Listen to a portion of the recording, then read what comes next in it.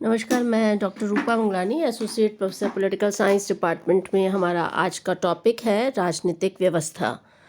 तो ये राजनीति विज्ञान के फर्स्ट ईयर का सेकेंड यूनिट का टॉपिक है और बहुत ही महत्वपूर्ण टॉपिक है। इसमें अक्सर बड़ा और छोटे सवाल आते हैं। तो आइए जानते हैं राजनीतिक व्यवस्था क्या है, उसकी विशेषताएं क्या है, डेविड ईस्टन ने राजनीतिक व्यवस्था के बारे में क्या कहा है। इन सब टॉपिक्स को कवर करते हुए इस नए टॉपिक को शुरू करते हैं। तो राजनीतिक व्यवस्था को समझने से पहले हमें ये जानना होगा कि राजनीतिक व्यवस्था की धारणा का महत्व क्या है। तो महत्व ये है कि राजनीतिक व्यवस्था की धारणा जो है वो आधुनिक राजनीति विज्ञान का एक प्रतीक है। राजनीति विज्ञान में हम जानते हैं कि जब आधुनिक राजनीति विज्ञान आया तो वो यथार्थवाद के ज़्यादा करीब था और आधुनिक राजनीति विज्ञान में कुछ अन्य तत्वों पर भी बल दिया गया। परंपरागत राजनीति विज्ञान में केवल राज्य और सरकार का अध्ययन किया जाता था, जबकि आधुनिक राजनीति विज्ञान का जो मुख्य बल था वो राजनीतिक व्यवस्था के अध्ययन पर था और ये व्यापक पद्धति थी। राजनीतिक व्यवस्था की धारणा का महत्व इस रूप में है कि राजनीति विज्ञान के ग्रंथों में राजनीतिक तंत्र या राजनीतिक व्यवस्था शब्द का प्रयोग दिन प्रतिदिन बढ़ता जा रहा है और राजनीति विज्ञान के अध्ययन के मुख्य विषय राज्य तथा वे राजनीतिक संस्थाएं थी जो राज्य के कानून द्वारा स्थापित और नियंत्रित समझे जाते थे। उनकी जगह अब राजनीति को संचालित करने वाली औपचारिक और अनौपचारिक संस्थाओं, जिनको सामूहिक रूप से राजनीतिक व्यवस्था कहा जाता है, वो अधिक महत्वपूर्ण हो गई। तो राजनीतिक व्यवस्था या पॉलिटिकल सिस्टम की संकल्पना इस उद्देश्य की पूर्ति करती है और ये शब्द अधिक उपयुक्त माना गया है और आधुनिक राजनीति विज्ञान में इसका ज़्यादा प्रचलन है। तो राजनीतिक व्यवस्था क्या है, इसको समझने के लिए ये ज़रूरी कि पहले हम ये समझें कि व्यवस्था क्या है। तो व्यवस्था शब्द जो है भौतिक विज्ञान से लिया गया है। भौतिक विज्ञानों के अंतर्गत व्यवस्था का अर्थ सुपरिभाषित और अंतर क्रियाओं के समूह से है, जिसकी सीमाएं निश्चित की जा सकती हैं और जिसे बताया जा सकता है। एक शाब्दिक परिभाषा के अनुसार व्यवस्था का अर्थ है जटिल संबंधित वस्तुओं का समग्र समूह, विधि, संगठन, पद्धति के निश्चित सिद्धांत तथा वर्गीकरण का सिद्धांत। इन अर्थों में महत्वपूर्ण शब्द है संबंधित, संगठित और संगठन। तो ये सब एक दूसरे से जुड़े हुए हैं। व्यवस्था के 3 गुण होते हैं। व्यापकता का अर्थ है व्यवस्था के अंतर्गत हम सभी प्रकार की क्रियाओं को शामिल करते हैं। दूसरे शब्दों में हम व्यवस्था के अंतर्गत न केवल उन अंगों को शामिल करते हैं जो विधि पर आधारित हैं, जैसे विधानमंडल, कार्यपालिका, वरन समस्त संचालकों को उसके राजनीतिक रूप में भी शामिल करते हैं, जैसे जाति, धर्म और परिवार। दूसरी विशेषता है अन्योन आश्रिता। अन्योन आश्रिता का अर्थ है जब व्यवस्था के एक अंग के गुणों में परिवर्तन आता है तो उसका प्रभाव अन्य इकाइयों पर भी पड़ता है। उदाहरण के लिए मानव शरीर एक व्यवस्था है। जब शरीर के किसी एक भाग में पीड़ा होती है तो उसका प्रभाव संपूर्ण शरीर पर पड़ता है।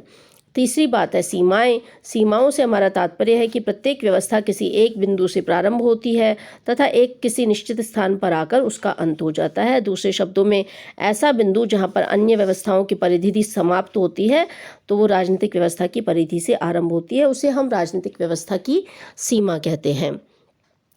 तो समाज स्वयं एक व्यवस्था है जिसका निर्माण राजनीतिक व्यवस्था के अतिरिक्त अन्य व्यवस्थाओं जैसे आर्थिक, सांस्कृतिक, शैक्षणिक, धार्मिक और वैधिक व्यवस्थाओं से होता है और ये सभी व्यवस्थाएं एक दूसरे को प्रभावित करती रहती हैं। राजनीतिक व्यवस्था अन्य व्यवस्थाओं से अलग और पूर्ण नहीं है। व्यक्ति का राजनीतिक आचरण न केवल उसके राजनीतिक मूल्यों अथवा प्रतिमानों से प्रभावित होता है, वरन रक्त संबंध, धार्मिक संबंध, आर्थिक क्रियाओं तथा सांस्कृतिक उपलब्धियों से भी प्रभावित होता है। तो राजनीति विज्ञान का जनक अरस्तु इस निष्कर्ष पर पहुंचा था कि राजनीतिक संगठन अन्य संगठनों से इस रूप में भिन्न है क्योंकि सत्ता और नियम विद्यमान रहते हैं, जबकि अन्य संगठनों में इसका अभाव पाया जाता है। आधुनिक विचारक क्लासवेल ने भी राजनीतिक क्रिया उस क्रिया को मानता है जो शक्ति के परिप्रेक्ष्य में है। तो इस प्रकार जो है राजनीतिक व्यवस्था केवल राजनीतिक संस्थाओं तक सीमित नहीं है, बल्कि उसमें जाति, समूह, चर्च, व्यावसायिक संगठन ये भी शामिल किए जाते हैं और प्रत्येक संगठन का एक पहलू होता है। राजनीतिक व्यवस्था की परिभाषाओं को देखें तो रॉबर्ट डहल के अनुसार व्यवस्था मानव संबंधों का वह चिरस्थायी ढांचा है जिसके अंतर्गत शक्ति, नियम और सत्ता महत्वपूर्ण मात्रा में अंतर्गत हो। डेविड ईस्टन के अनुसार राजनीतिक व्यवस्था के 3 संगठक हैं। पहला, राजनीतिक व्यवस्था नीतियों के माध्यम से मूल्यों का आवंटन करती है। दूसरा, इसका आवंटन प्राधिकारिक होता है और तीसरा, इसका आधिकारिक आवंटन समाज पर भार रूप से लागू होता है। तो आमंड और पावल ने भी राजनीतिक व्यवस्था का अर्थ स्पष्ट करते हुए लिखा है कि राजनीतिक व्यवस्था से इसके अंगों की अंतर्निर्भरता और उसके पर्यावरण में किसी न किसी प्रकार की सीमा का बोध होता है। तो इस प्रकार आमंड ये भी कहते हैं कि राजनीतिक व्यवस्थाओं की अंतर्निर्भरता को स्पष्ट करते हुए वो आगे लिखते हैं कि पारस्परिक निर्भरता से हमारा आशय यह है कि व्यवस्था के किसी एक अंग या गुणों में परिवर्तन होने पर उसमें सभी अंग और संपूर्ण व्यवस्था प्रभावित होती है। तो संक्षेप में, राजनीतिक व्यवस्था समाज में व्यवस्था बनाए रखने और मांगों के रूपांतरण की एक व्यवस्था है तथा इसके अंतर्गत शक्ति, नियम और सत्ता महत्वपूर्ण मात्रा में अंतर्गत होते हैं। तो राजनीतिक व्यवस्था की परिभाषाओं को रॉबर्ट डहल ने, डेविड ईस्टन ने और आमंड और पावल ने प्रतिपादित किया है। राजनीतिक व्यवस्था की विशेषताओं को देखने से पहले मैं आपको ये बताना चाहती हूँ कि राजनीतिक व्यवस्था की धारणा जो है वो राज्य और शासन की धारणा की तुलना में अधिक व्यापक और गतिशील है। राजनीतिक व्यवस्था शब्द का प्रयोग हम जिन संदर्भों में करते हैं वो प्राचीन काल में राज्य, शासन और राष्ट्र शब्दों का उसमें प्रयोग किया जाता था। इस नवीन शब्दावली में नामकरण का भेद तो है ही, इसके साथ ही इसमें कुछ अधिक अर्थ भी निहित है। यह नवीन शब्दावली राजनीतिक विषय वस्तु पर एक नवीन दृष्टिकोण से प्रभाव डालती है। इसमें पुरानी बातों के लिए कुछ नए नाम निहित हैं और कुछ नए शब्दों का प्रयोग उन गतिविधियों और प्रक्रियाओं को व्यक्त करने के लिए किया जाता है जिन्हें पहले राजनीति के अंगों अथवा पहलुओं के रूप में मान्यता प्राप्त नहीं थी। आमंड और पावेल ये लिखते हैं कि राज्य, शासन और राष्ट्र जैसे पुराने शब्द वैधानिक और संस्थागत अर्थों से सीमित हैं और हमारा ध्यान संस्थाओं के एक विशेष समूह की ओर आकर्षित करते हैं जो सामान्यतः आधुनिक पश्चिमी समाजों में पाई जाती है। लेकिन ये अध्ययन निश्चित रूप से अपूर्ण है। पहली बात तो गैर पाश्चात्य देशों की राजनीतिक संस्थाएं पाश्चात्य देशों में आधारभूत रूप से भिन्न हैं, लेकिन उतनी ही महत्वपूर्ण है जितनी पश्चिमी देशों की संस्थाएं।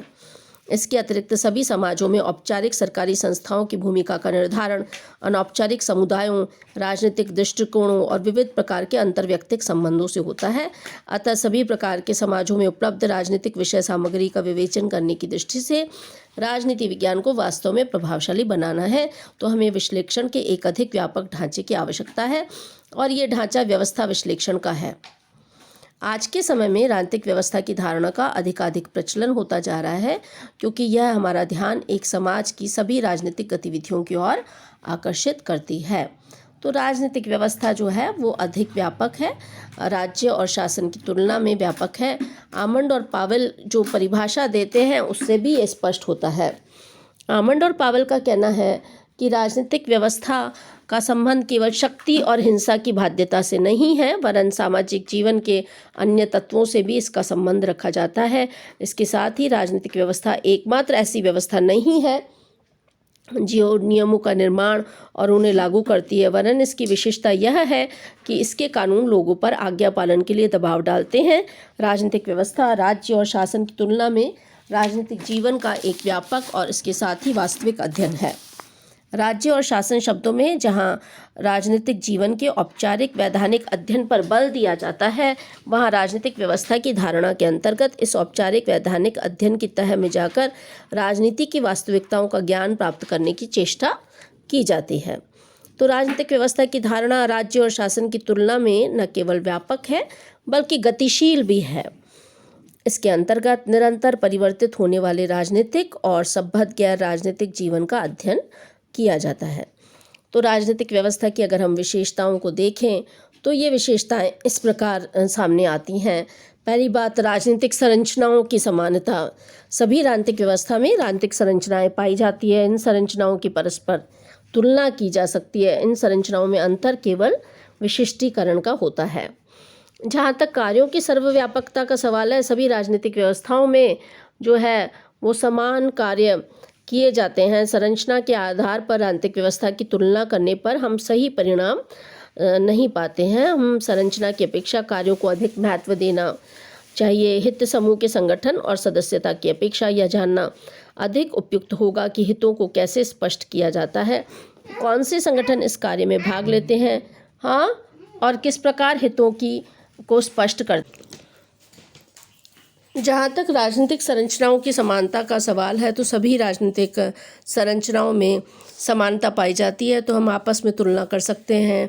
हम कह सकते हैं कि भारत की राज व्यवस्था, ब्रिटेन की राज व्यवस्था में क्या समानताएं हैं या कौन सी असमानताएं हैं। तो इस प्रकार समानताओं और असमानताओं के आधार पर तुलना की जा सकती है।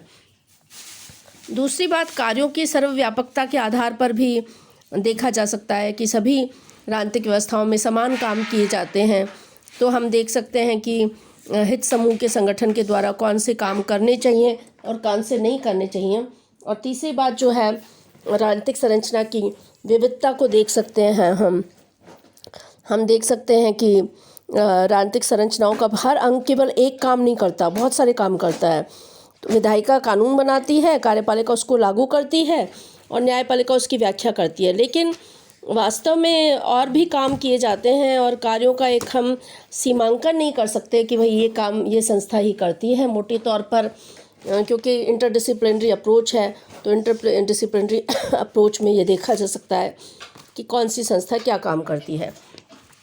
इसी तरह से राजनीतिक संरचनाओं का मिश्रित स्वरूप है। कोई भी राजनीतिक व्यवस्था विशुद्ध नहीं होती, समस्त राजनीतिक व्यवस्थाएं मिश्रित व्यवस्थाएं हैं। राजनीतिक व्यवस्था परंपरागत तथा आधुनिक दोनों ही प्रकार के विचारों और संस्थाओं का रूप होती है।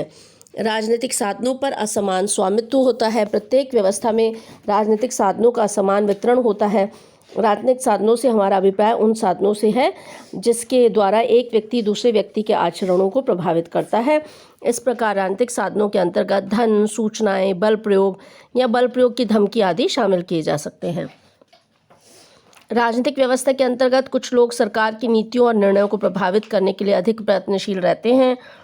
शासकीय नीतियों, नियमों और निर्णयों को प्रभावित करने की क्षमता का नाम ही राजनीतिक प्रभाव है। राजनीतिक प्रभाव का असमान वितरण होता है। राजनीतिक व्यवस्था के अंतर्गत राजनीतिक प्रभाव का असमान वितरण होता है। इसका मुख्य कारण साधनों का असमान वितरण है। कुछ व्यक्तियों के पास राजनीतिक साधन अधिक होते हैं जिनके द्वारा वे सरकार को प्रभावित कर सकते हैं। जिन शक्तियों का सरकार पर अधिक प्रभाव होता है वे उसके इस प्रभाव के द्वारा और अधिक राजनीतिक साधनों पर नियंत्रण कर सकते हैं। वैधता का अर्जन है। राजनीतिक व्यवस्था के नेता ये प्रयत्न करते हैं कि जब भी संघर्ष से निपटने के लिए सरकारी साधनों का प्रयोग किया जाए तो इन निर्णयों का जो पालन है वो जनता केवल हिंसा या दंड आदि की भावना से न करे बल्कि इस भावना से करे कि वह नैतिक रूप से सही है। तो वैधता का अर्जन भी राजनीतिक व्यवस्था की मुख्य विशेषता है। इसी तरह से विचारधारा का विकास है। सिद्धांतों के समूह को विचारधारा कहा जाता है। राजनीतिक व्यवस्था के नेता साधारणतः ऐसे स्थायी और एकीकृत सिद्धांतों के समूह को अपनाते हैं जो कि व्यवस्था में उनके नेतृत्व को स्पष्ट और उचित सिद्ध करें। नेता विचारधारा का विकास इसलिए करते हैं ताकि उनके नेतृत्व को वैधता प्राप्त हो सके अथवा वे अपने प्रभाव को प्राधिकार में परिवर्तित कर सकें। तो इस प्रकार ये राजनीतिक व्यवस्था के जो है अलग अलग विशेषताएं हैं या प्रमुख लक्षण हैं जिसके आधार पर राजनीतिक व्यवस्था की पहचान है। तो आपने जो है आज के टॉपिक में राजनीतिक व्यवस्था का अर्थ जाना, व्यवस्था क्या होता है, राजनीतिक व्यवस्था क्या होती है, इसके बारे में अलग अलग विद्वानों की दी हुई परिभाषाओं को जाना और राजनीतिक व्यवस्था की विशेषताओं को भी जाना। तो आप इस टॉपिक को तैयार कीजिए और इसी टॉपिक के क्रम में हम अगला करेंगे राजनीतिक व्यवस्था के कार्य क्या है और डेविड ईस्टन के अनुसार राजनीतिक व्यवस्था क्या है। इसको करते हुए हम इस टॉपिक को कंप्लीट करेंगे। तो आप इस टॉपिक को प्रिपेयर करें और हम जो है जब मिलेंगे तो उस पर फिर से चर्चा करेंगे। बहुत इम्पॉर्टेंट टॉपिक है, इसको ध्यानपूर्वक पढ़ें और कोई दिक्कत हो तो हम इस पर जब मिलेंगे तो उस पर चर्चा करेंगे। अपने और अपने परिवार के स्वास्थ्य का ध्यान रखिए। शुभकामनाएं।